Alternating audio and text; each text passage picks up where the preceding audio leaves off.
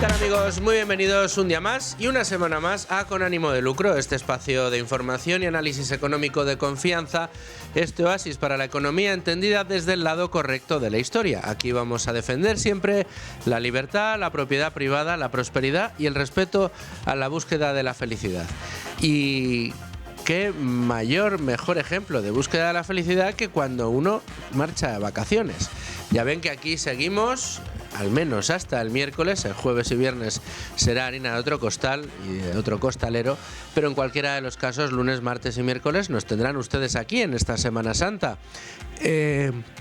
Unas fechas muy propicias para descansar, el primer gran éxodo de la temporada de vacaciones, pero que, sin embargo, estamos viendo cambios de comportamiento o algunas líneas que van viendo un cambio de tendencia en el consumo de los españoles en estas fechas de vacaciones. Enseguida se las contamos. Son varios los estudios, los análisis que desde distintos observatorios están tratando de averiguar cuál va a ser el comportamiento que los españoles estamos teniendo en estas fechas. El sector turístico no ha levantado ninguna voz de alarma todavía, puesto que el escenario internacional, aunque es desfavorable por cuanto, digamos, tensiona el dinero disponible en las familias para poder irse de vacaciones, también está haciendo que se cancelen numerosas vacaciones en aquellos destinos donde empieza a haber cierto compromiso. Pues, por ejemplo, los vuelos, así nos lo dicen las distintas agencias de viajes, los vuelos con escala en Doha, en Dubái o en Emiratos son vuelos que están siendo cancelados o que están siendo cambiados, ¿no? Estos destinos de vacaciones en Asia, ha habido mucha cancelación de este tipo de reservas en favor de otros destinos. Uno de los destinos que se ha visto favorecido ha sido España, al menos así lo vamos a comentar. Y lo vamos a preguntar de primera mano con las asociaciones españolas que mejor y más conocen este tipo de tendencias. Vamos a hablar con el sector turístico en el día de hoy para que nos digan cómo se están volviendo esas cifras. Pero en realidad lo que nosotros queríamos fijarnos es cuál es el comportamiento que están teniendo los españoles. Por muchos motivos. Ya les hemos contado largo y tendido en numerosas ocasiones en este programa. Quienes sigan y lean Libertad Digital y Libre Mercado lo habrán leído en numerosas ocasiones también, como poquito a poco nuestro poder de compra, nuestro dinero a disposición se ha visto comprometido en los últimos años. Desde que gobierna Pedro Sánchez hasta la fecha nos hemos empobrecido de una manera muy notable, primero por efecto de la inflación, pero también por efecto de unos salarios que en términos reales se han visto estancados en los últimos 30 años y además una fiscalidad creciente que ha aprovechado esa subida de la inflación para restar poder adquisitivo a los españoles vía impuestos, es decir, no deflactar, no adaptar las tarifas de impuestos que se cobran a los españoles a la situación de inflación que hemos vivido. Esa inflación que hemos vivido, que tuvo una fiebre muy importante en 2022-2023, se ha ido relajando, aunque sigue acumulando una inflación importante, y ahora de nuevo con la tensión en Oriente Medio, en Oriente Próximo, la verdad es que está volviendo a subir esa fiebre. El otro día, el viernes, conocíamos el dato del IPC, el 3,3%, subiendo respecto a los datos que ya teníamos antes y cambiando la tendencia esperada. Se esperaba que la inflación a lo largo de los próximos años, o al menos durante este año, fuera reduciéndose, y lo que estamos viendo es que está incrementando. Claro, una economía ya comprometida dentro de las familias españolas, con datos importantes como que el 48%, prácticamente la mitad de los españoles, confiesan que no pueden reaccionar financieramente ante cualquier tipo de gasto extraordinario. Bueno, pues con esta situación la verdad es que teníamos que ver cuál era el comportamiento de los españoles en estas fechas, ¿no? En estos días en las que todo aquel que puede se marcha de vacaciones. Y ahí tenemos algunos datos interesantes. Más de la mitad, el 56% de los españoles, según el observatorio CETELEM, confiesan que no tienen ninguna intención de viajar en esta Semana Santa, y la mitad de los que se van a quedar en casa confiesan que no van a viajar porque su situación económica no se lo permite. Para el 44% que sí se atreve a preparar las maletas, el gasto medio previsto ha caído un 10% respecto al año anterior. Pero es que a esta situación hay que sumarle otras que tiene la economía española y que también es importante. Estamos hablando de que en España no solamente ha empeorado la capacidad adquisitiva o la riqueza o el dinero disponible de las familias, sino que ha sufrido un deterioro muy importante en las infraestructuras en España. La red de carreteras no es la mejor. Es una red que vertebra bastante bien España, pero el mantenimiento de las mismas no es la mejor. De hecho, el otro día Óscar Puente, para no decir que la situación era pues que mejorable, digamos, o que habría que arreglar una red ferroviaria, una red de carreteras que cada vez está peor, lo que dijo no es que estuviera vieja nuestra red de carreteras, es que tenemos una red de carreteras muy madura. Este fue el eufemismo que empleó el señor Puente. Un ministro que también es responsable de las infraestructuras ferroviarias y que debido al terrible accidente de Adamuz, en el que todos descubrimos que nuestras infraestructuras ferroviarias no estaban lo bien que nos decían, no era el gran tesoro nacional que nos habían contado, bueno, pues el problema de la red ferroviaria también está afectando de una manera muy importante al sector turístico en este año, en esta primera cata de lo que puede ser la campaña de verano, que está después de Semana Santa, pues como dice aquel, a la vuelta de la esquina. Tenemos Semana Santa, luego llega la Feria de Abril y después ya viene mayo y posteriormente junio con las primeras periodos de vacaciones. Vamos a ver, insisto, con el sector cómo está esto y cómo está afectando, como digo, también el problema de las infraestructuras. Porque lo cierto es que por mucho que el gobierno insista en que cada vez estamos mejor, el hecho de que cada vez más españoles, por ejemplo en Semana Santa, decidan no irse de vacaciones porque su situación económica no se lo permite, quiere y habla mucho de que no es oro todo lo que reluce. Es una prueba más de que esto que nos dice el gobierno, de que somos el país más rico de la Unión Europea, que somos los que más trabajo creamos, que en España la gente puede hacer proyectos de vida sin ningún tipo de problema, es falso. No solo tenemos tensiones sobre nuestro poder adquisitivo, es que además los problemas añadidos, como el de acceso a la vivienda, como el problema energético que tenemos o como el problema de infraestructuras, habla y mucho de que las cosas no van bien. Y nos están poniendo sobre la mesa ningún tipo de medida que permita arreglar este problema. Vamos a analizarlo, como siempre, con los mejores expertos, pero antes, con ayuda de mi compañero Rubén Folguera, vamos a ver el resto de noticias económicas del día, empezando por las que recoge hoy la portada de Libre Mercado. Rubén Folguera, ¿qué tal? ¿Cómo estás? ¿Qué tal? Buenas tardes. Muy buenas tardes, muchas gracias por estar aquí en Lunes Santo. Sí, hombre, ¿cómo no? Con nuestros oyentes y con unos informes que son importantes de ver hoy, pero tenemos Libre Mercado más asuntos más allá de esto, ¿no? Y los lunes no podemos eludir la primera de las citas informativas, que es la que nos trae José María Rotellar y su lunes negro. Efectivamente, y hoy lo que hace es hablar del resultado, el impacto, la miseria que crea el intervencionismo, y sobre todo él se centra en analizar el caso del mercado de la vivienda, donde sabemos que el gobierno de Pedro Sánchez especialmente ha puesto en marcha pues medidas muy intervencionistas, como es el caso de la ley de vivienda. En este sentido, Rotellar explica que la legislación actual en materia inmobiliaria, por un lado, reduce la oferta, digamos de forma directa, porque desincentiva esta salida de nueva oferta, de nuevas viviendas y de nuevos inmuebles al mercado, pero asimismo también lastra la rentabilidad, algo que de forma secundaria también lastra la oferta. Y esto es algo, digamos, paradójico, ¿no? Porque con precios cada vez más altos en la vivienda, que la rentabilidad de las inversiones en materia inmobiliaria se reduzca, dice mucho de la situación que vimos actualmente, y es que para nada son los malvados especuladores los que están produciendo esta crisis de precios en materia inmobiliaria. Y con todo, Rotellar analiza también nuevas propuestas como se han producido desde Sumar, desde el ala más extremista, si cabe diferenciar entre alas extremistas de este gobierno, para controlar los márgenes empresariales. Lo que dice Rotellar es que controlar ahora mismo los márgenes que tienen las empresas en materia de beneficios, lo que haría es desincentivar aún más la generación de actividad económica, y por tanto, en una situación en la que ya la economía está bastante lastrada, que directamente se interrumpa la actividad de estas empresas, pues evidentemente conllevaría miseria y desolación. Vamos con contratos y créditos, la red de dinero público de las empresas de Ana Pastor.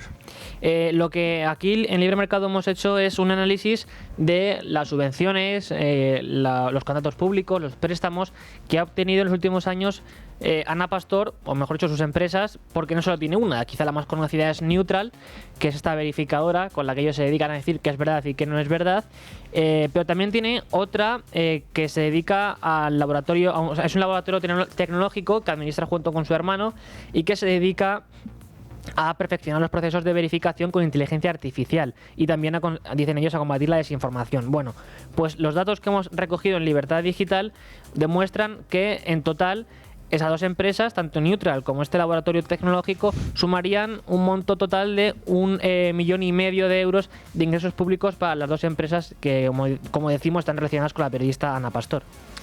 Y vamos con más asuntos. España controla el 80% de la producción europea de aguacate y mango, con Mercosur en el punto de mira. Sí, es una información que trae Marta Arce, en la que explica cómo España ahora mismo se ha postulado como uno de los grandes referentes en el ámbito agroalimentario y en concreto en el mercado del aguacate y del mango, porque, como dices, concentra alrededor del 80% de toda la producción de estas frutas en el mercado europeo. Concretamente, lo que explica Marta Arce es que España, en nuestro país, el consumo de aguacate sigue creciendo, de hecho se ha duplicado en 5 años, y en este contexto nuestro país cuenta con casi 25.000 hectáreas dedicadas al cultivo de aguacate y más de 6.000 hectáreas de mango.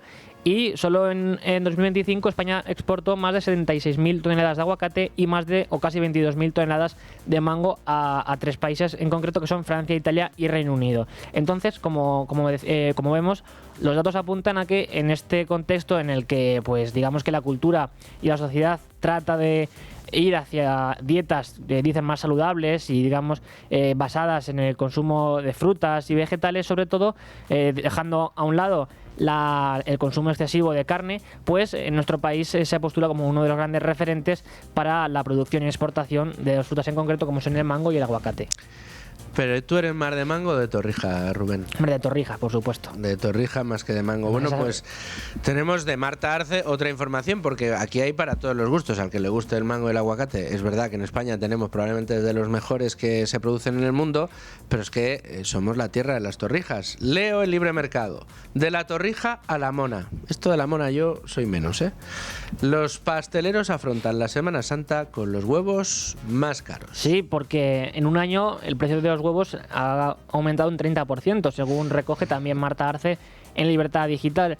Y lo que nos cuenta son distintas formas en las que el mercado o el sector, digamos, de la repostería se ha reinventado en los últimos tiempos, en concreto en la temporada de Semana Santa, que, como sabemos, siempre la torrija es, digamos, el postre tradicional en este contexto, pero surgen nuevas alternativas. Una de ellas, quizá la más chic o así, la más moderna, es la que se elabora en Barcelona, en Cataluña, que son, pues, lo que llaman monas de Pascua, que dice Marta Arce que llegan incluso muchas veces a ser pues obras artesanales casi, ¿no? de repostería. Hay otras alternativas también en las que, por ejemplo, se basan sobre todo en el cacao, en el chocolate, y en conjunto lo que vemos es que el mercado ahora mismo de la repostería tiene que buscar nuevas alternativas a la torrija o a los postres tradicionales, sobre todo dado el incremento de los precios de las materias primas que se usan. Correcto, bueno, pues información de alcance importante que tenemos hoy en Libre Mercado. Nos vamos ahora a echar un vistazo al resto de noticias económicas del día.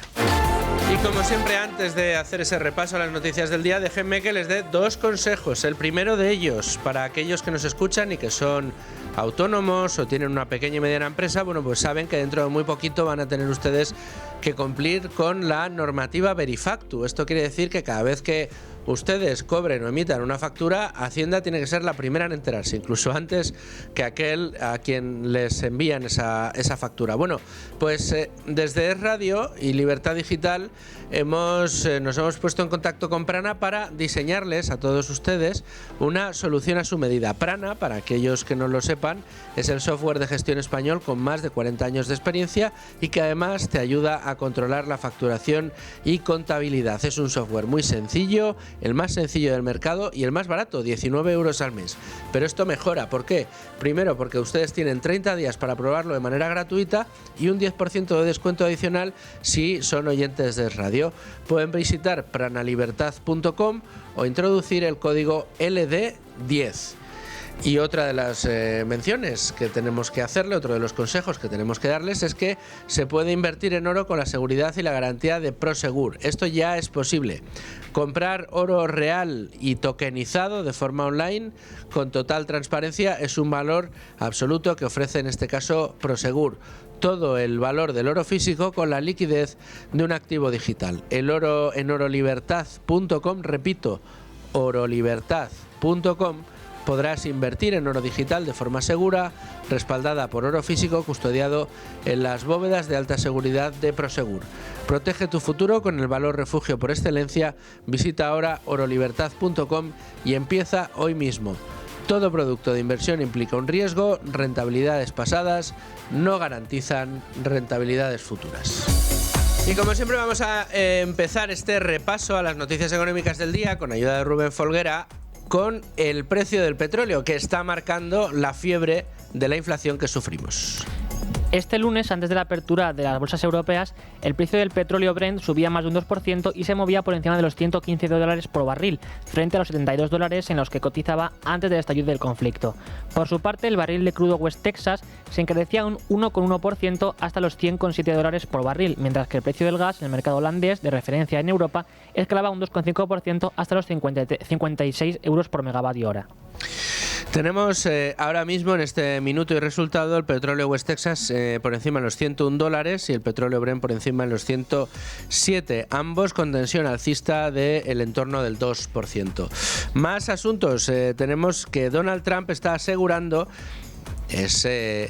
la piedra de toque fundamental para entender qué es lo que pasa en Oriente Medio y por lo que pasa con el precio del petróleo.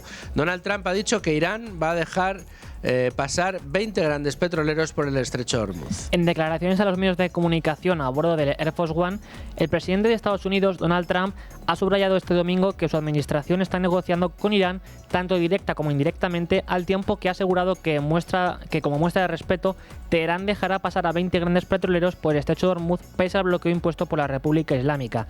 Así las cosas, el mandatario norteamericano ha augurado que probablemente lleguen a un acuerdo con ellos, aunque ha reconocido que con Irán nunca se sabe. Carlos Cuerpo, otro de los protagonistas del día, que se está revisando, asegura que se está revisando ahora las previsiones macro sobre las que se asentarán los presupuestos generales del Estado. ¿Creían ustedes que el señor Carlos Cuerpo iba a tomar el relevo de la señora María Jesús Montero para pedirle al señor Arcadi España que acelere la presentación de unos presupuestos? Pues no, de momento le echan agua al vino, dicen que piano, que esto va lontano y que lo primero es presentar de nuevo un plan macroeconómico. En declaraciones a la cadena SER, el ministro de Economía, Carlos Cuerpo, ha augurado este lunes que el gobierno está ahora mismo actualizando y revisando las previsiones macroeconómicas sobre las que se sentarán los presupuestos generales de 2026. Estamos diciendo que se van a presentar los presupuestos. Que ahora mismo estamos en ese proceso de actualización de nuestras previsiones económicas que servirán de base para la presentación de un presupuesto. ¿Puede aguantar una legislatura sin haber presentado ni un solo presupuesto? Vamos a presentar los presupuestos. Cuerpo subraya que el gobierno se encuentra en ese ejercicio de repaso, de actualización de las variables económicas, debido por un lado a que el escenario económico ha cambiado a causa de la guerra en Irán y por otro al impacto de las medidas anticrisis sobre la evolución de los gastos y los ingresos del Estado. Y vamos con la reforma laboral y la burocracia que, según algunos estudios, son los principales obstáculos para la contratación. Según la última edición del International Business Report, informe elaborado por Grant Thornton, la regulación y la burocracia se consolidan como una de las principales fricciones estructurales para la mediana empresa española. Concretamente, el 57% de los encuestados considera que las últimas medidas han tenido un impacto negativo en la contratación, frente a un 36% que entiende que no han tenido efecto alguno. Las compañías no apuntan a una única reforma como origen del problema, sino a la acumulación de varios cambios que en conjunto incrementan la complejidad de gestión y los costes laborales. Entre las medidas con mayor impacto destacan la ampliación de los permisos por cuidado de menores, la propuesta de reducción de la jornada laboral y la reforma del registro horario. Y vamos con algo que puede parecer de perogrullo, pero que está bien que se ponga negro sobre blanco, y es que un impuesto está perjudicando la competitividad de España. Me atrevería a decir que uno no, que todos los impuestos están perjudicando la competitividad de España, pero en este caso hablamos del impuesto especial al plástico. Según se detalla en un informe de Deloitte, el impuesto especial sobre los envases de plástico no reutilizables, que entró en vigor en enero del 23, solo se está aplicando en España y ya está perjudicando a la competitividad del país frente a otros Estados miembros de la Unión Europea. El informe apunta que ningún otro país europeo ha elegido esta medida del impuesto por su repercusión negativa económica que ya ha empezado a notarse en España. Y es que la figura tributaria afecta no solo al sector de los plásticos, sino a casi todos los sectores del país que embalan sus productos con envases de plástico, lo que incrementa el precio de los embalajes para los traslados internos y añade burocracia administrativa. La inversión del sector público español se encuentra a la cola de los países de la Unión Europea. De acuerdo con el estudio elaborado por el Instituto de Estudios Económicos, la inversión efectiva del sector público español se encuentra a la cola de los países de la Unión Europea. Solo por debajo de España están Portugal e Irlanda. Así las cosas, el desajuste entre el esfuerzo inversor de las administraciones públicas de España frente al de la Unión Europea es de 0,7 puntos y la diferencia con la media de la eurozona es de 0,5 puntos. Estas diferencias se traducen en un déficit de inversión pública de unos 10.500 millones de euros cada año, por lo que en el ejercicio de 2024 esta diferencia aumenta y se eleva por encima de los 15.000 millones de euros. Muchas gracias, Rubén. Nos vamos ahora a la tertulia. Pero déjenme que les recuerde y les repita que invertir en oro con la seguridad y la garantía de Prosegur es posible. Puedes comprar oro real y tokenizado de forma online, con total transparencia, con el valor del oro físico y la liquidez de ser un nuevo activo digital. En orolibertad.com, repito, orolibertad.com podrás invertir en oro digital de forma segura, respaldado además por oro físico que está custodiado en las bóvedas de alta seguridad de Prosegur. Protege tu futuro con el valor refugio por excelencia. Visita ahora orolibertad.com y empieza hoy mismo. Todo producto de inversión implica un riesgo, rentabilidades pasadas no garantizan rentabilidades futuras.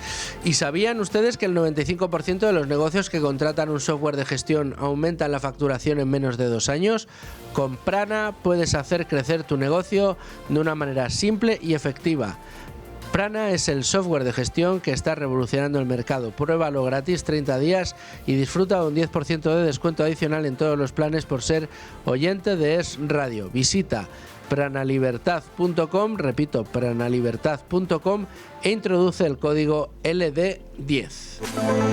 12 y 33 minutos de la tarde, 11 y 33 en Canarias. Seguimos en directo en Crónimo de Lucro y lo hacemos ya en tiempo de tertulia. Me sigue acompañando Rubén Folguera con los datos y con pues todo lo que tenemos encima de la mesa, la actualidad relativa a esta campaña de Semana Santa. Una campaña de Semana Santa que está tocada por la inflación que estamos sufriendo las familias españolas, por el empobrecimiento de las familias españolas y por la crisis en Oriente Próximo, además de por un estado deficiente de nuestras infraestructuras. Vamos a meter todo en la coctelera a ver qué nos sale, y para hablar de esto hoy tenemos a un amigo de este programa, un amigo de esta casa, que es Rubén Arranz. Rubén, ¿qué tal? ¿Cómo estás? ¿Qué tal? ¿Cómo estáis? Encantado, Luis Fernando, encantado, Rubén, encantados oyentes de estar con vosotros. Un placer, Rubén. Tenemos aquí a dos tocayos. Uno encima de la mesa, no, sentado a la mesa, y otro por teléfono. Rubén, importante el tema que tenemos entre manos. Arranca una campaña que va a ser una cata muy importante, primer éxodo vacacional importante del año, antes del verano. El sector turístico no parece muy preocupado por cuanto, mejor dicho, estamos viendo que los flujos de turistas están eligiendo a España en detrimento de otros destinos en Asia que puedan verse comprometidos precisamente por la guerra de Irán, pero al mismo tiempo tenemos que observar cuál es el comportamiento del turista español, que por lo que estamos viendo según algunos observatorios está cambiando la tendencia, y para esta Semana Santa, por ejemplo, más de la mitad de los españoles, cerca del 60%, han decidido que no van a hacer las maletas, que se van a quedar en casa, y la mayor parte de ellos aducen tensiones económicas en el presupuesto familiar para optar por esta decisión, ¿no? Bueno, es muy curioso, te voy a contar una anécdota, y es que en los últimos días me han escrito bastantes personas que me decían que se lo habían pensado y que iban a ir a Valladolid, a mi tierra, a pasar las vacaciones de Semana Santa. Decían, porque es una opción barata, porque no conocemos la Semana Santa castellana, cosa que aprovecho para recomendar, y porque la cosa fuera, decían, se ha puesto un poco complicada con esto de la guerra. Yo creo que no está un poco complicada, que está muy complicada. Veía las previsiones, creo que eran de JP Morgan este fin de semana, sobre cuándo se puede llegar al límite la situación energética. Hablaban del 10 de abril en Europa, que podía llegar a una situación un poco límite, y claro, yo creo que como el turismo es, una de las actividades más cobardes que existe, hay gente que ha considerado ser un poco conservadora al respecto. También escuchaba esta mañana, leía, mejor dicho, que claro, que es verdad que los empresarios del sector turístico están frotándose las manos, si me permites la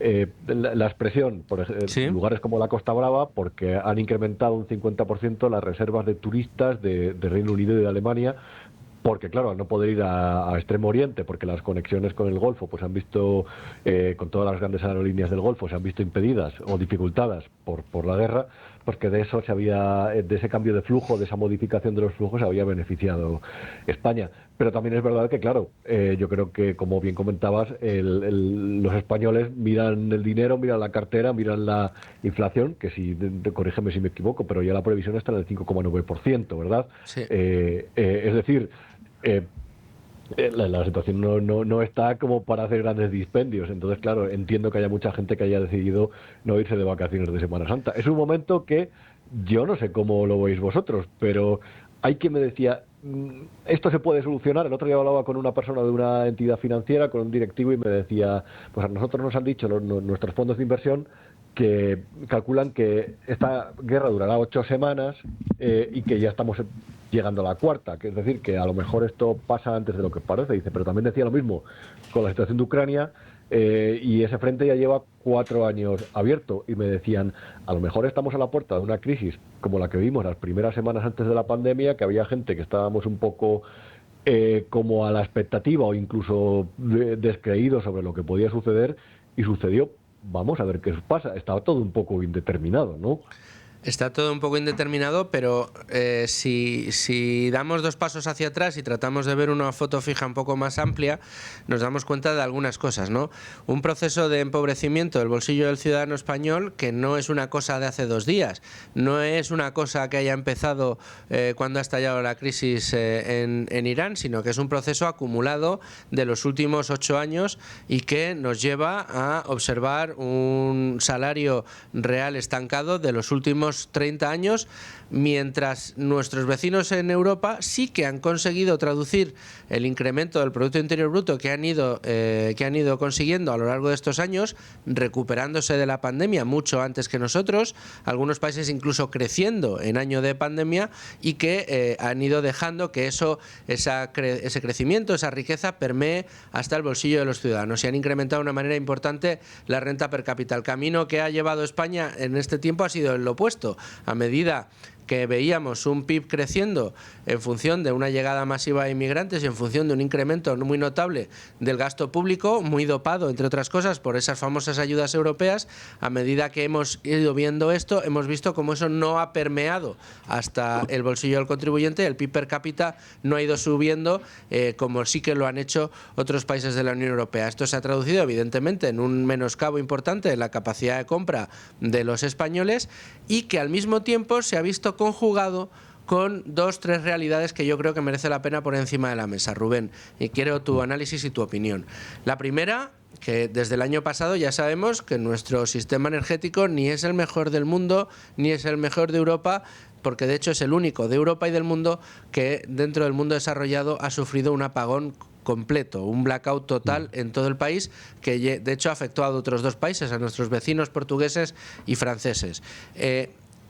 Esto ha supuesto un encarecimiento sistemático de la factura de la luz durante este último año, porque esa operación reforzada para tratar de evitar que las renovables se hicieran de las suyas en una red que no está adaptada para ellas, bueno, pues volviera a tumbar de nuevo nuestro sistema energético. Y luego a nivel de infraestructuras tan críticas para el turismo como es la ferroviaria y como es la red de carreteras. Decía el otro día, no sé si bromeando o no, el señor Óscar Puente, que nuestra red de carreteras no es que esté mal, es que es muy madura. Ha madurado mucho durante los últimos años y por eso tenemos un problema importante en las infraestructuras de carreteras. Pero es que si nos miramos la ferroviaria, estamos con un problema muy importante. Veo una encuesta realizada por la Confederación Española de Agencias de Viajes que dice que casi el 70% de las agencias de viajes han experimentado un impacto económico negativo precisamente por esa crisis ferroviaria. Claro, esta foto es una foto complicada. Bueno, a ver, planteas muchos temas y todos muy interesantes, la verdad. En primer lugar, el de las condiciones de vida de los españoles. Es muy curioso porque estos días que se habla desde enero, en realidad, de los escudos sociales, de los reales decretos de auxilio, yo muchas veces me pregunto, cuando se habla de ayudar a los más débiles, yo muchas veces me pregunto, pero en realidad, ¿por qué hay tanta gente tan débil si éramos la locomotora española de Europa? ¿No será que la realidad, lo que evidencia, que es lo que se ve, ya no solamente al hablar del sistema energético, de las infraestructuras, sino a pie de calle, desde las personas que viven en la calle hasta las personas que los índices de pluriempleo también han crecido? Los españoles viven peor, ya no que hace 30 años, sino que desde antes de la pandemia. Es verdad que los sueldos llevan estancados 30 años, eso es un drama nacional, porque la pérdida de poder adquisitivo ha sido muy acuciante, muy evidente, mejor dicho, sino también, es decir, los informes del Banco de España señalan un déficit de viviendas acumulado de más de 500.000 unidades. La realidad, es decir, lo que cualquier ciudadano puede ver al margen de la propaganda, que son los portales de oferta de alquiler inmobiliario, es que las medidas que se han tomado en las zonas tensionadas, lejos de resolver el problema, lo que han hecho es incrementarlo. El precio de los alquileres ha incrementado durante los últimos años de forma progresiva, al igual que el de la vivienda, el precio de la vivienda a la venta, pero también lo que han hecho esas medidas es expulsar directamente del mercado a las personas con menos recursos, a las que nadie en su sano juicio le quiere alquilar una vivienda, precisamente porque después no les puede desahuciar en caso de impago, en caso de problemas. Han asustado a los propietarios, han perjudicado a las personas más vulnerables, y al resto lo que ha sucedido es que, como sus sueldos no han evolucionado, cada vez dedican más porcentaje de sus ingresos a pagar o la hipoteca o el alquiler, cada vez tienen peores condiciones de vida, cada vez viajan menos, cada vez pueden hacer menos inversiones vitales, es más difícil que formen una familia y es más difícil eso, que lleguen a ese ideal que es ya no la felicidad, sino la tranquilidad. Con respecto a las infraestructuras, es muy evidente, hay un déficit acumulado, creo que era de más de 15.000 millones de euros solamente en carreteras. La infraestructura ferroviaria, mira, el otro día contábamos en el Confidencial un tema que me parecía muy ilustrativo. Una plataforma ciudadana, a través de que surgió en Cataluña, a través de un hacker que se llama Krosk, K-R-O-S-K, habían creado una plataforma con los datos que son públicos, pero que es verdad que había que buscar en diferentes documentos, donde se advertía a tiempo real de dónde estaban o dónde están los puntos donde la velocidad ferroviaria está limitada o donde se consideran puntos negros o en rojo o en naranja. Básicamente lo habían hecho para ayudar a los maquinistas, para ayudar a los pasajeros a saber dónde se podían encontrar dificultades durante un viaje en el que a lo mejor, no lo sé, tenían prisa porque tenían que llegar a Madrid para coger un avión, no lo sé, o porque tenían que de repente una consulta médica en Barcelona.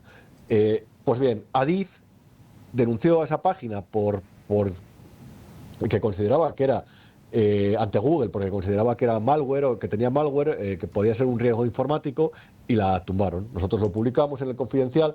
La denunciaron por phishing, según veo ahí. Es que perdonad, pero no soy un completo inútil en tecnología y en terminología informática. Sí. Entonces, claro, al final dices, si las infraestructuras están mal y lejos de facilitar la vida al ciudadano, todavía le hacen estos ejercicios de falta de transparencia para que no se vea la realidad, y es que la red ferroviaria ha empeorado durante los últimos años. La liberalización ferroviaria no se ha afrontado con las garantías que se debía, y la mayor circulación de trenes ha provocado infinidad de problemas, y a la vez no se invierte lo suficiente. Es verdad que este gobierno invierte más que el anterior en la red ferroviaria, las cosas como son, pero no se invierte lo suficiente para evitar los problemas. Y si a tenor de este desaguisado que nos encontramos sale el otro día el ministro Óscar Puente y con su arrogancia particular dice que no sabe por qué se quejan los ciudadanos de Málaga si tienen uno de los mejores aeropuertos de España, y si no llega el tren pueden ir en avión, me parece todo una desfachatez y sobre todo me parece ser muy poco respetuoso con la circunstancia y con el malestar de los ciudadanos. Pero bueno, nos hemos acostumbrado a eso. Tampoco veo grandes protestas o un gran malestar. A lo mejor es porque la gente cada vez trabaja más y está más preocupada de salir adelante de protestar porque su situación ha empeorado, no lo sé. Vamos a ver, si te parece, Rubén, cómo está el sector en concreto, donde, como te digo, por un lado una cosa es cómo está el turista español y otra cosa es cómo está el turismo español. Dentro del turismo español tiene un papel muy importante la hostelería, y podemos hablar en este caso con don Emilio Gallego, que es el secretario general de Hostelería de España. Don Emilio, muy bienvenido a Con Ánimo de Lucro.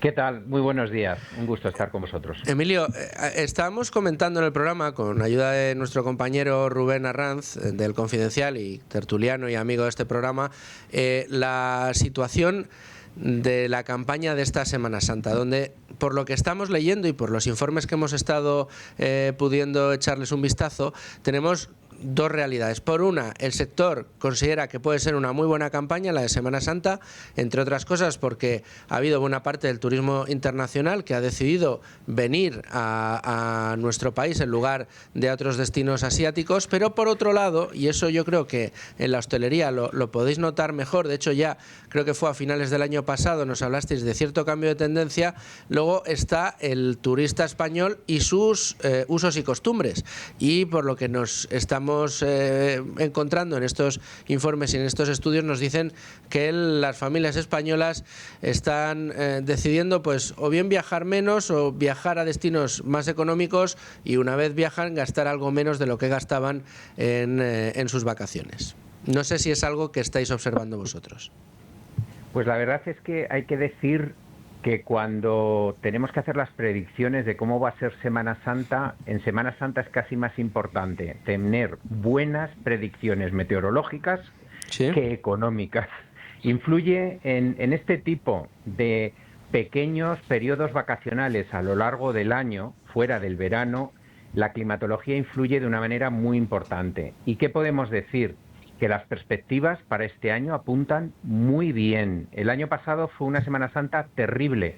Llovió muchísimo, hizo un tiempo de perros, la mayoría de procesiones no pudieron salir y eso afecta mucho al turismo. En este caso parece que la perspectiva es, desde luego, de una climatología muy estable, salvo algo en el norte, por lo tanto, nosotros partimos de una previsión de estabilidad y seguramente cierto crecimiento.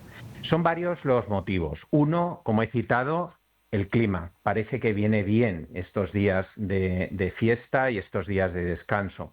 Pero segundo, la circunstancia de la inestabilidad internacional, que se ha sumado la guerra de Irán este año, que no teníamos el año pasado. El resto de circunstancias de incertidumbre parece que no se despeja ninguna y se van acumulando otras nuevas. Esta seguro que lo que tiene, y ya lo estamos viendo, es una mayor llegada de turistas de los mercados europeos. Puede suponer alguna dificultad en mercados asiáticos, de llegada de asiáticos, pero nuestros principales mercados, los numéricamente más potentes, que son los mercados emisores europeos, franceses, alemanes, italianos, británicos, todo Benelux, pues dirigen más sus previsiones hacia España y hacia el Mediterráneo que a largos destinos en el sureste, en el sur, en el extremo oriente, ¿no? Entonces, por ese lado consideramos que está bien y que las llegadas de turistas internacionales están bien.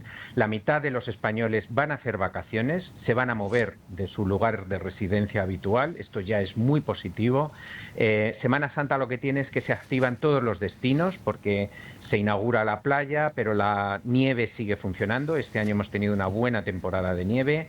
El turismo rural, el turismo del interior, el turismo religioso y espiritual, por supuesto, estamos en plena Semana Santa, el turismo gastronómico, en definitiva, se activa todo. Es una Semana Santa tardía también, al caer en abril hace mucho de arranque de temporada alta, por lo tanto somos optimistas, a pesar de la situación de incertidumbre en la que estamos, vemos que va a ser una Semana Santa buena y que en este caso, si Dios quiere, con el clima que acompañe, pues va a estar bien.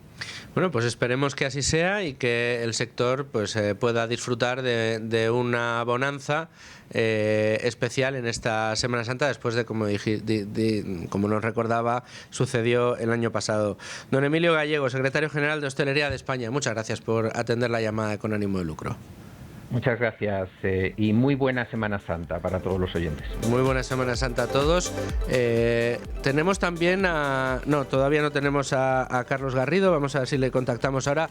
Rubén, buena Semana Santa para este año, pero como decíamos, es verdad que Emilio tiene la vista puesta más en la llegada de turistas y que la Semana Santa no se tuerza, pero la realidad de los informes que hemos visto es que evidentemente el turista español no está en la mejor de las situaciones para viajar, ¿no? Bueno, a ver, es lo que comentábamos, ¿no? Es decir, cuando es una regla de tres bastante sencilla. Cuando las condiciones económicas empeoran, cuando una mayor parte del salario se tiene que destinar ya no solamente a hacer frente a la inflación derivada de los alimentos, de la gasolina, de todos los productos de primera necesidad, y de la factura de la luz. Y la factura de la luz, por ejemplo, claro. Bueno, de hecho es muy curioso, veía a alguna persona, ahora que lo dices, indignada estos días en las redes sociales, alguna persona especialista en energía además, porque comentaban que, claro, la semana pasada hicieron una especie de campaña gubernamental, y no sé qué opinas porque tú eres mucho más especialista en eso que yo, pero hicieron una especie de factura como que de campaña, todas las terminales progubernamentales mediáticas, hablando de que en España se estaba pagando el precio del megavatio hora mucho más barato que en el resto de Europa, que prácticamente estaba a precio cero. Y claro, comentaban eso en primer lugar, para los operadores no es rentable, pero en segundo lugar es que después el precio del megavatio, la factura una vez del kilovatio, la factura una vez que se suman todos los impuestos y las tasas que se imponen, es mucho mayor que o es mayor, no mucho mayor mejor dicho, que en otros países que estás comparando diciendo que están pagando más cara la energía. Entonces, bueno, eso es gracioso. Tú dices, hombre, es que ayer a las 4 de la tarde, me lo estoy inventando, como había mucho sol y mucho viento, resulta que no tuvo que entrar el gas en ese momento de casación de la oferta y la demanda, y a esa hora se produjo el kilovatio a coste cero. Costó cero, claro, cero, pero luego le metes todos los impuestos y le metes el 21% de IVA, y entonces lo que era cero en realidad no era cero. Pero eso es un momento determinado de todo el mix. El resto del mix, en el que tiene que estar entrando como última energía el gas, que es la que se está utilizando para casar oferta y demanda en esta operación reforzada, y el gas está disparado de precio, por mucho que a ti la producción eólica y la producción fotovoltaica te cueste cero, como el último precio es el que marca el precio de todo lo demás y está entrando el gas, evidentemente, aunque a ti en la fotovoltaica pueda entrar a cero, en el fondo la fotovoltaica va a recibir el mismo precio que recibe el del gas. Dicho esto, si a eso encima le metes todos los impuestos, por eso España es uno de los países donde se paga el kilovatio hora más caro de toda la Unión Europea. Pero bueno, en fin, de optimistas está lleno el mundo. Déjame, Rubén, en estos minutos, no quiero terminar esta tertulia sin poder saludar a Carlos Garrido, que es presidente de la Confederación Española de Agencias de Viajes y que ya nos escucha. Carlos, ¿qué tal? Muy bienvenido a Con Ánimo de Lucro. Hola, muy buenos días.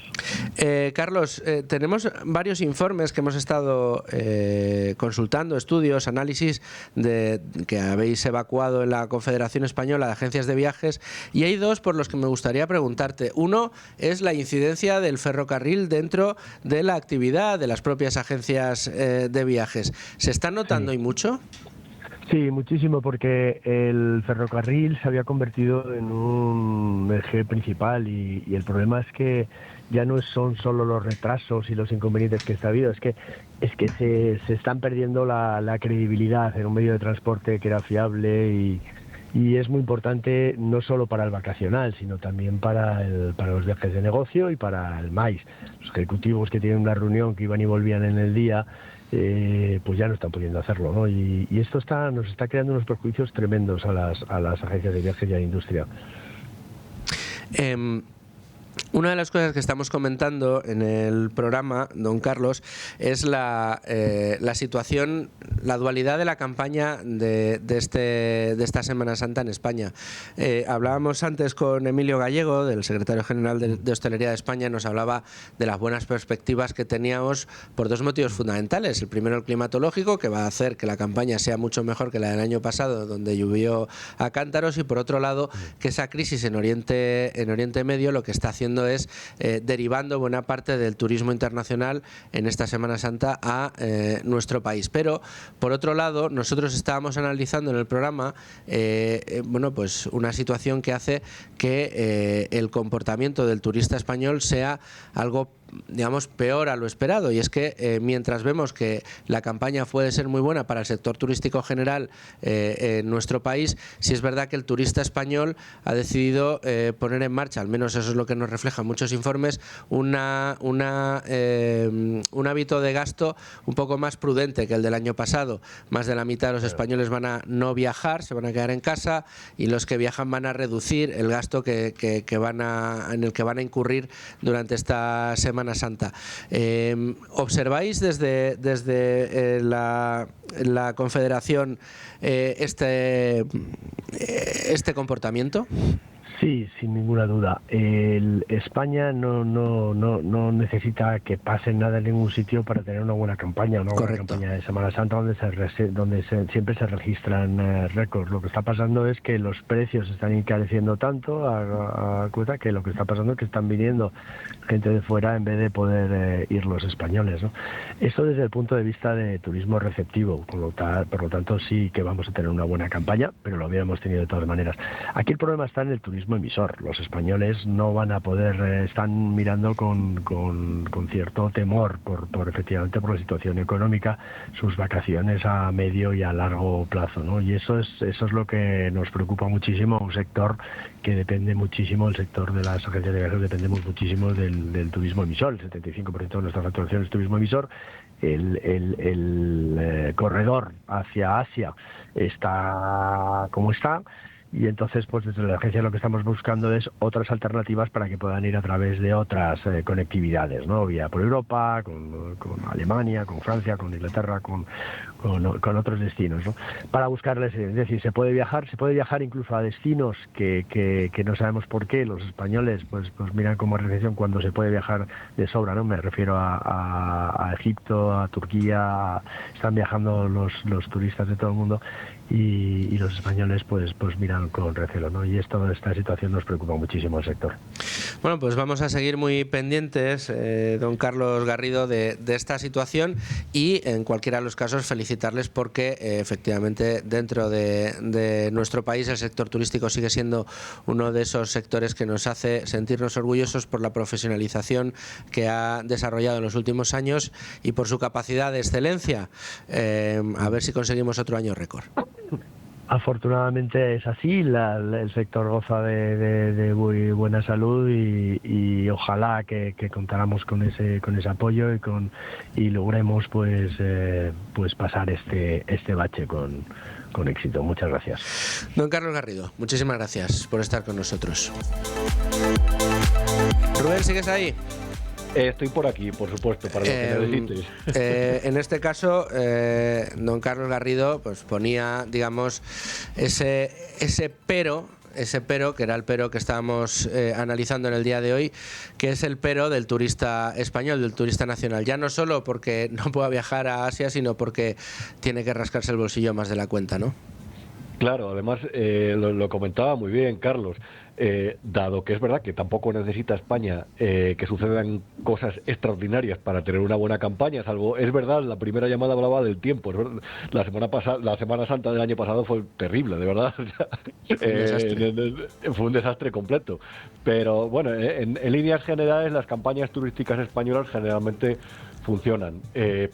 ¿Pero tú te vas de vacaciones o no te vas de vacaciones, Rubén?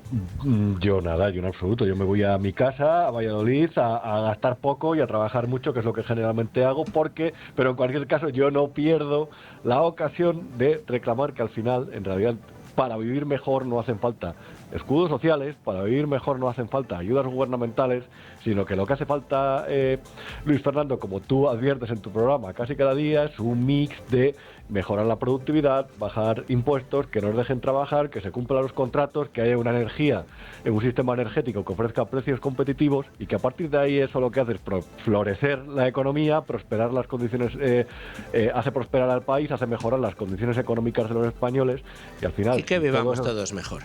Y que vivamos todos mucho mejor. Rubén Arranz, si puedes descansar, descansa en cualquiera de los casos. Muchísimas gracias por atendernos. Un abrazo, gracias a vosotros. Noticias y volvemos.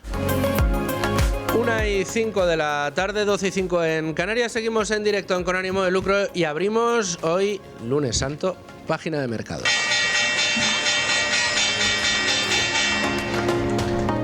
Página de mercados que pasa, miren, voy a empezar primero por el petróleo y el gas. El petróleo Brent, $107 el barril, el petróleo Texas, $101 el barril, ambos con tensión alcista.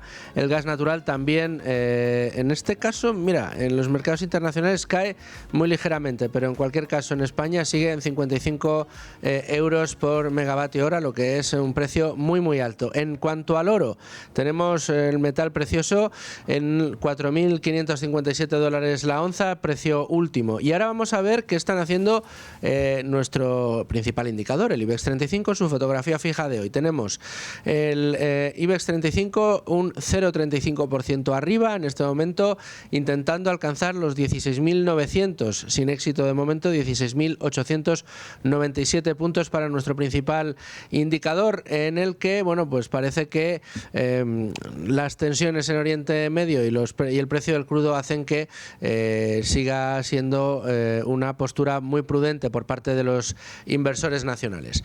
Tenemos, para interpretar los datos y saber cuál es el devenir del mercado, a uno de nuestros analistas de cabecera predilectos, que es José María Luna, de Luna y Sevilla Asesores Patrimoniales, y uno de los analistas fetiche de esta casa. José María, ¿qué tal? ¿Cómo estás? Muchas gracias, muy buena. Feliz Semana Santa. Veo que celebras la Semana Santa como los buenos, trabajando y además doblemente, no solo con los mercados financieros, sino como músico amateur, formando parte de una banda de música en Alcalá de Henares, con lo cual también me toca profesionar, que también la es que si me voy a ver a disfrutar de la Semana Santa de Alcalá de Henares, te voy a ver en la banda de música. Pues mañana martes, interesantísimo lo que vamos a hacer allí. Pues dime la hora, no, vamos a hacer un llamamiento. Señores de Madrid, que nos estén escuchando ahora mismo a través de su receptor de radio, Alcalá de Henares, cita mañana, ¿con qué cofradía sales? Pues mira, mañana no vamos a procesionar, vamos a tener un concierto además en la calle, para acercar la música cofrade a todo aquel público que quiera acceder, y luego un concierto en torno a las 9 de la noche, de la tarde-noche. Creo que es en el patio de la Universidad de Alcalá de Henares. Wow, fenomenal, un marco incomparable, un sitio estupendo y una gran plaza en la Comunidad de Madrid para vivir la Semana Santa, en este caso también la música sobre la Semana Santa. Oye, eres una caja de sorpresas, José María.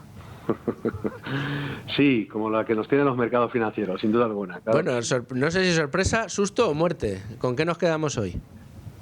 Pues nos quedamos, que yo creo que estamos, por hacer esa analogía con la semana que estamos viviendo, sobre todo los católicos, semana de pasión, yo creo, ¿no? Continúa, en este caso, la quinta semana del conflicto bélico. Sí. Los mercados financieros en el día de hoy, yo creo que están asistiendo a una situación de calma tensa.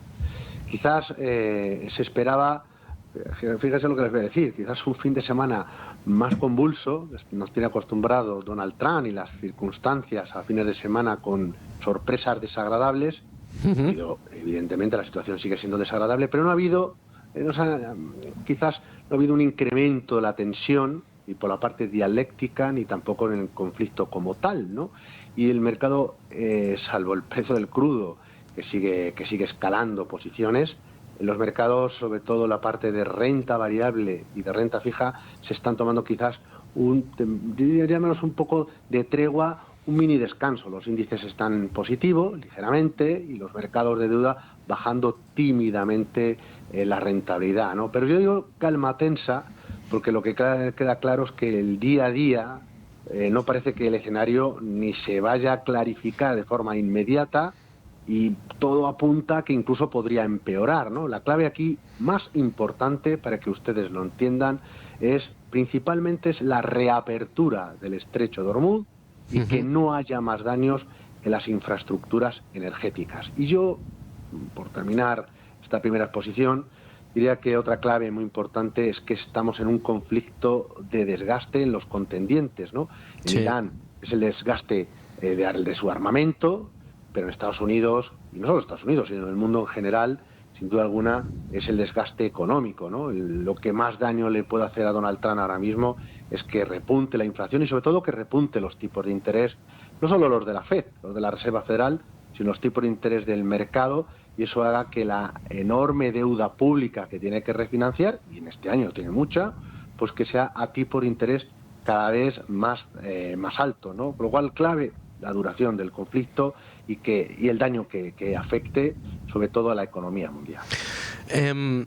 En cualquiera de los casos, yo creo que una de las incógnitas que teníamos se va despejando. El mercado temía un conflicto más duradero de lo esperado, pero creo que ya está siendo más duradero de lo esperado, ¿no? Está siendo más duradero, sin duda alguna, de lo esperado, y el daño que se está implicando sobre la economía va a ser mayor y va a costar más tiempo en recuperarlo.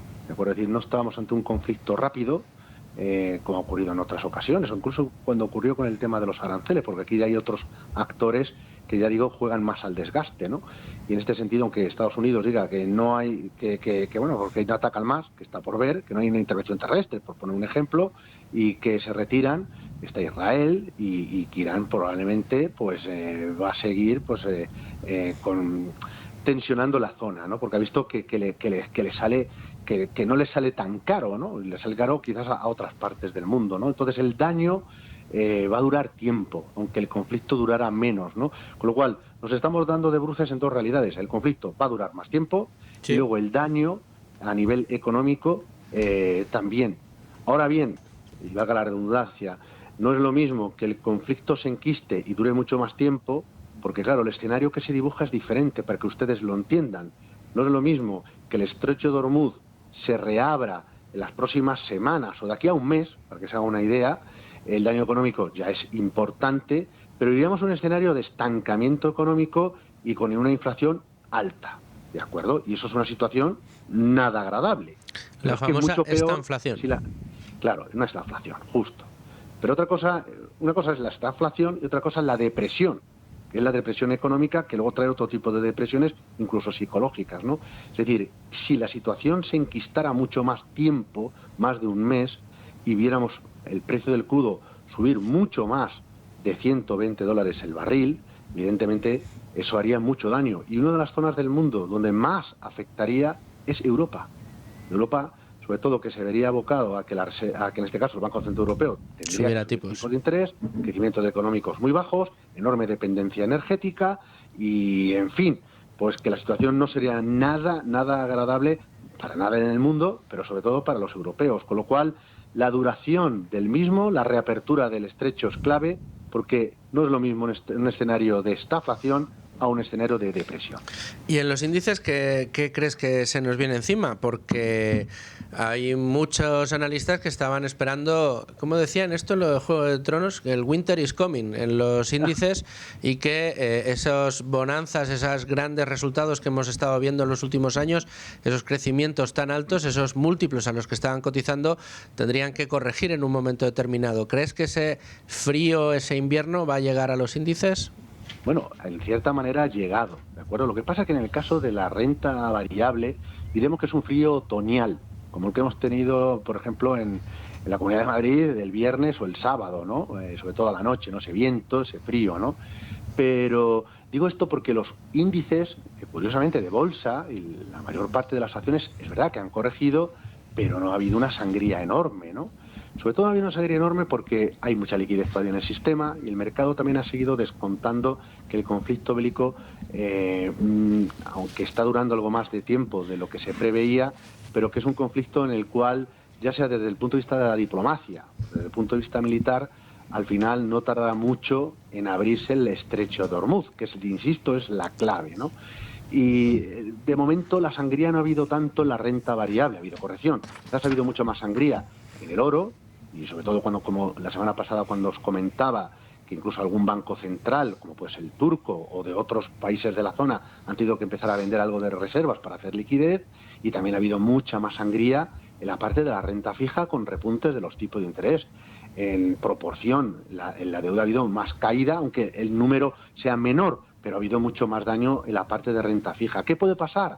Porque, insisto, la clave aquí es la duración del conflicto y sobre todo el precio del petróleo. Si, aunque dure el conflicto, pero el precio del crudo bajara, porque se abriera el estrecho de Hormuz, los índices, aunque corrijan, la expectativa de muchas compañías, ya se estaba dando una rotación sectorial, no tendría por qué ser malo la evolución. Es decir, que aunque los índices de bolsa, me da igual que sea el IBEX, o el SP500, o el Nasdaq, a nivel tecnológico, nos caiga desde los niveles actuales un 10 o un 12% más, y diría alguno, anda, pues es una caída fuerte.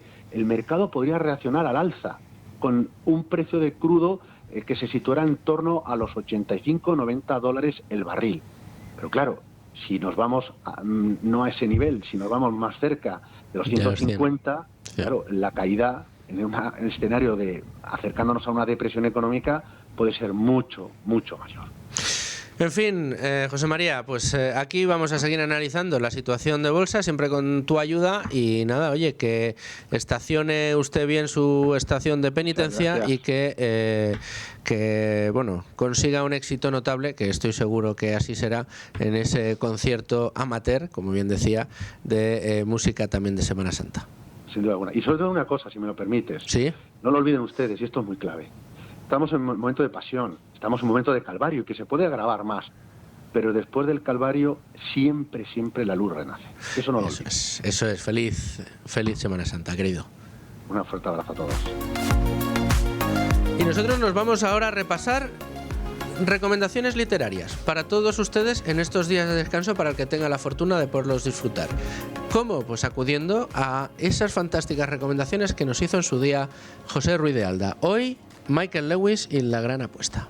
Seguimos con ánimo de lucro, lo hacemos como siempre, hoy con José Ruiz de Alda, profesor de la Universidad Francisco Marroquín, asesor, inversor y amigo de Con ánimo de lucro, y es nuestro proveedor, nuestro dealer habitual de libros.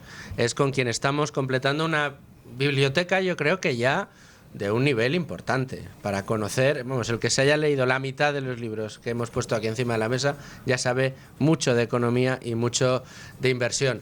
Y hoy me traes un libro poco habitual, porque normalmente hablamos de la película, hablamos de La Gran Apuesta, el libro en este caso de Michael Lewis, y bueno, pues en el que está inspirada la película que se ha hecho tan famosa y que ha explicado también, aunque creo que tienes tu propia tesis sobre la película, la crisis que vivimos, ¿no? El estallido de la burbuja inmobiliaria.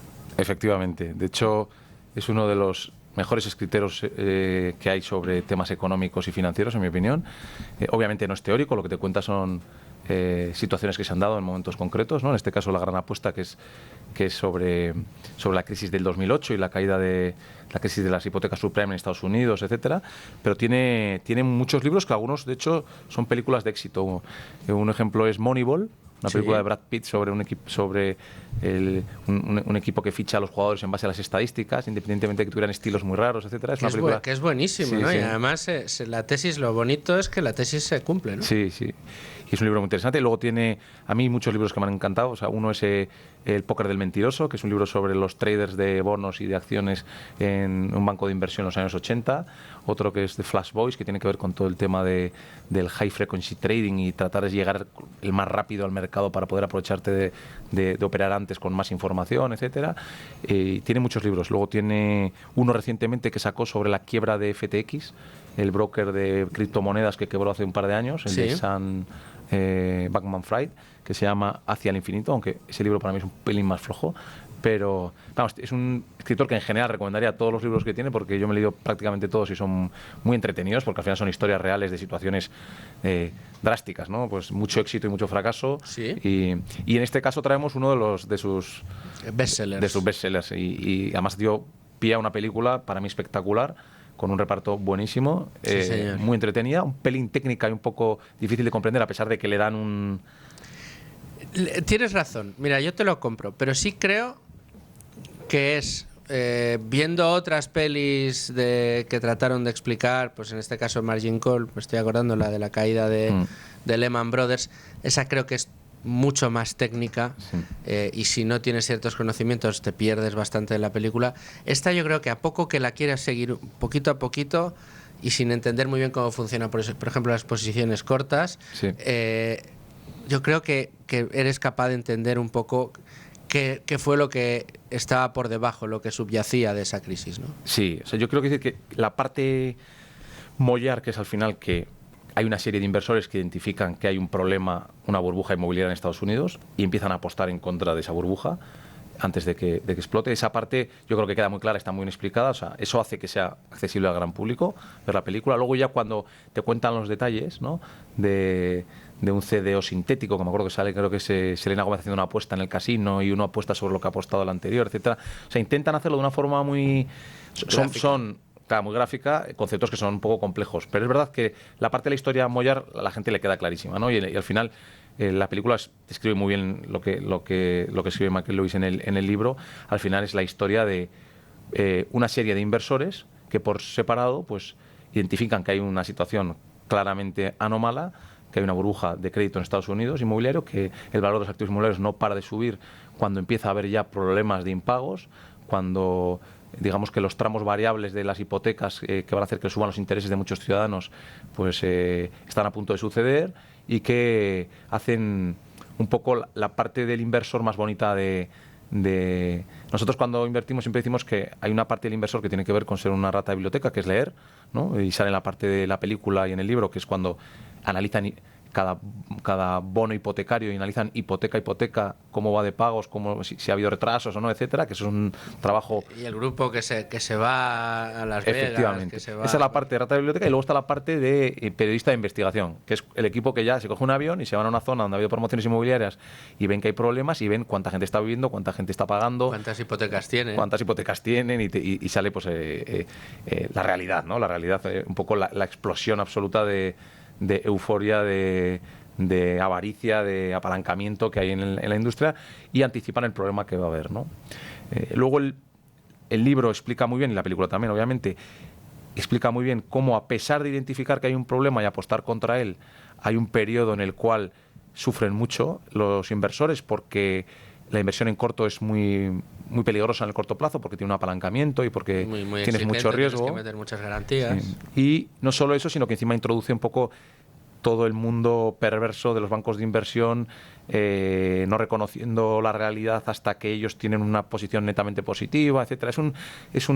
Al final es una magnífica historia sobre unos muy intrépidos inversores, muy inteligentes, muy intrépidos y muy valientes, que en un momento dado identifican que hay un problema, y luchando contra toda la masa y contra toda la corriente porque hay que tener en cuenta que esto generaba miles de... También define muy bien y describe muy bien la corrupción que hay en la industria, de cómo las agencias de calificación califican bien los bonos porque reciben unas retribuciones muy buenas de los bancos, etcétera, ¿no? Y yo la verdad es que como profesor hay una sesión que dedico a mis alumnos en la Universidad Francisco Marroquín, la UFM, una sesión en análisis financiero, en la que les explico la película en detalle, porque todos la han visto y creen que la entienden, y cuando les empiezo a explicar por qué cuando un banco titulariza las deudas que ha prestado y las coloca en el mercado, aumenta mucho el riesgo, porque el que ha otorgado el crédito rápido se lo quita, por tanto puede tener la tentación de darle préstamos a personas que no lo van a pagar, porque él rápidamente se lo quita de su balance y se lo vende a otro, con lo cual no asume el riesgo. Y explico un poco cómo todo ese proceso se va complicando, va haciendo que el riesgo aumente, y luego explicando también la parte de los productos financieros, los CDOs, los CDOs sintéticos, todas estas cosas que son temas más técnicos, y al final Pues a mis alumnos les encanta, porque luego ven la película y dicen, hemos visto de otra forma. Creía que lo había entendido, pero no del todo. Efectivamente. Y en este caso se entiende del todo. No, es muy curioso. Fíjate, y yo creo que aquí el nivel de convicción, a mí una de las cosas que más me extrañó de la historia es el nivel de convicción de los inversores intrépidos, como tú dices, que descubrieron lo que había y que se decidieron a apostar en contra de lo que estaba apostando el consenso del mercado. Pero a mí lo que me llamaba la atención es que el consenso del mercado era tan grande, englobando a todos los actores, a las agencias de calificación, a los grandes bancos, a las autoridades, a absolutamente todo, a los grandes tótems del mercado, que yo me imagino esos pequeños inversores, esos que eran prácticamente coleguitas, que les gustaba mucho el tema de la inversión, o personajes un poco más pirados, si me lo permites, como Michael Burry, el decir, no, yo es que esto lo veo claro, pero en algo me tendré que estar equivocando. O sea, ¿qué pensaría cualquier persona normal? José diría, coño, en algo me estoy equivocando. No puede ser que yo haya descubierto algo que toda esta industria no quiere ver. Bueno, pues sí, estaban convencidos, hicieron los números, hicieron sus comprobaciones, hicieron sus análisis de rata de biblioteca, de periodista de investigación, y dijeron, adelante. Y hay un momento en la película que es Michael Burry ya cansado, cuando los inversores le dicen que esto va a terminar, y el otro que sí, que esto no vale nada, que tenemos que seguir, hay que poner más garantías, pónganse y tal, y ya se marcha de la oficina, y un chaval le pregunta, uno de los nuevos que había entrado, y dice, porque usted tendrá razón, ¿no? Y el otro duda, llega a dudar y dice, pues sí, no terminan de caer, pero van a tener que caer en algún día, o a lo mejor estoy yo equivocado, ¿no? Y no sé en qué he fallado. Ese momento de duda, es que es impresionante esa capacidad de convicción. Los inversores value y los quality, en eso tenéis ahí un espíritu muy aguerrido, pero hay que tener mucho carácter para poder sostener tus tesis viendo que vas nadando a contracorriente.